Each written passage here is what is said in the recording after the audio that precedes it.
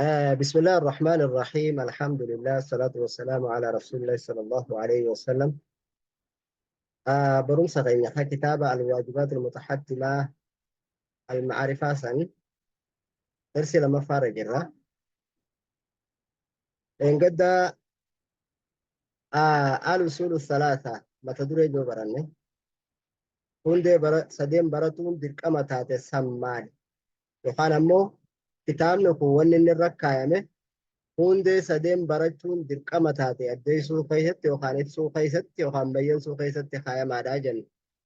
Allatii yajibu alaa kulli muslimin wa muslima. Hundeen sadeen sanuu kulli islaama dhiiraa fi dhalaa irrattuu dirqama kataati. Macrifatuhaa baratuun isiidha. Wahiya hundeen sadeen sanuu macrifatul abdu rabbahu. Gabrichi rabbii fi baratuudha. Wadiinahu amantii fi baratuudha. ونبيه محمد صلى الله عليه وسلم نبي في نبي محمد برته داجن.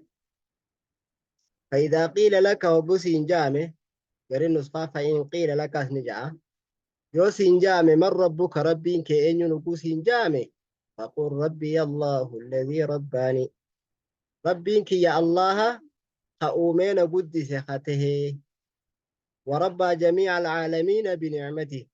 شوف عالم الدنيا خأومين قدس خته ثلاثاتي وهو معبود إساتو قبر ماقيا ليس لي معبود سواه قبر ما برات كل إنا فنتاني إسم عليه جتشو لبرنا جتشو أسرات تقطع الراسي حاجتك كايسيني قالوا بريدار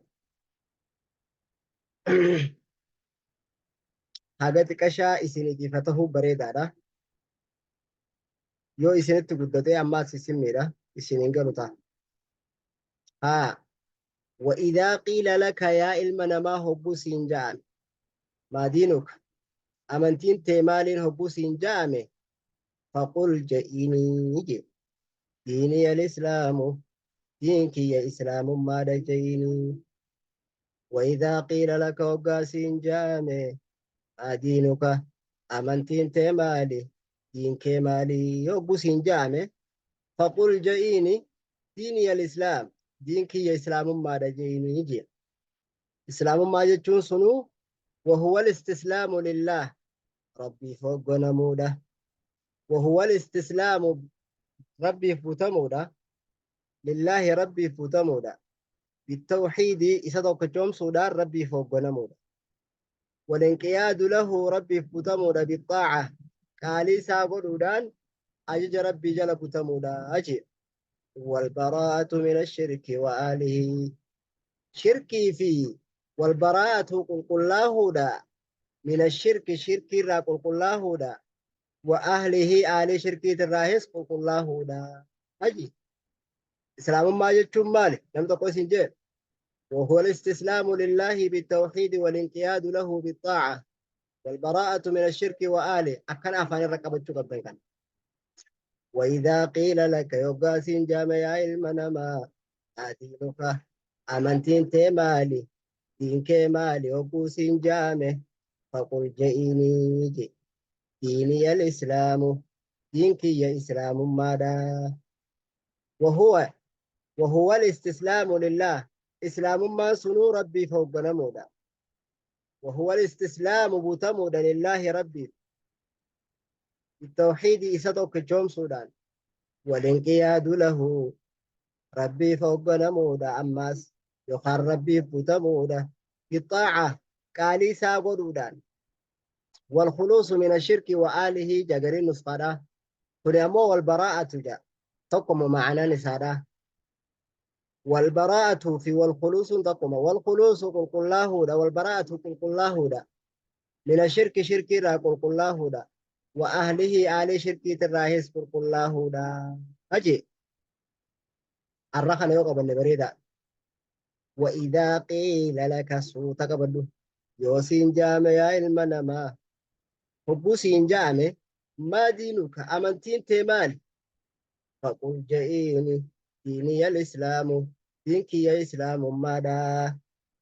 وهو الاستسلام لله إسلام ما يجون سنو ربي فوق نمودا إساتو كجوم سودان قال ربي قرودا أجج سافرة تودان shirkii irraa qulqullaahuudha warra shirkii irraa qulqullaahuudha ajli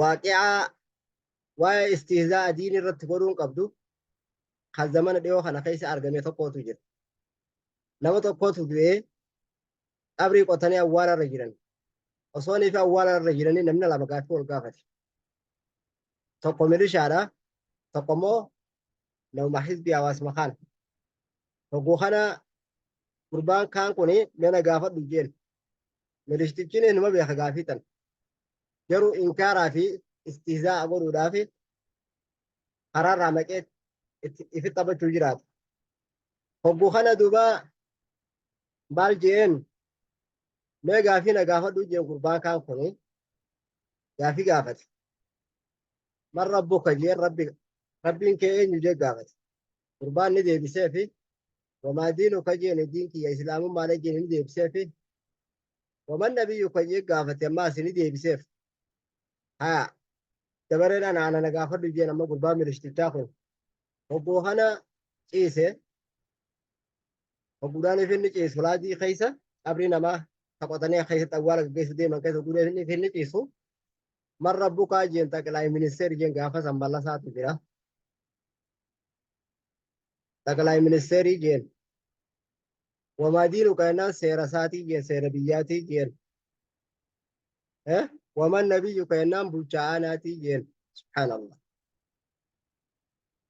awwaalcha nama biraatiif dhufaniiti qabriin san awwaala isaa taate dachiin tun addaan ootee maasiqiitti as bee bakka kanaatti as baasa rabbiin jedhu nan gaafatin kuni waaqi'aa seenaa namoota nu dhiyoo ollaa keenya irraa argamte keessaa istihzaa godhuun hedduu takka nama miti kanaaf warra sirritti waan baratu isaaf jecha if qaqqabee sodaa rabbiitti horachaa baratu rabbi nu haa taasisu barumsicha irraa yoo ni keessatti isinii gabaabse bareeda rabbi isinii haa laaffisu jabaa daawaan irraa isiniin galiin gaafadhaa isiniin ja'a. Salaamu alaikum warahmatullahi wabarakatuh.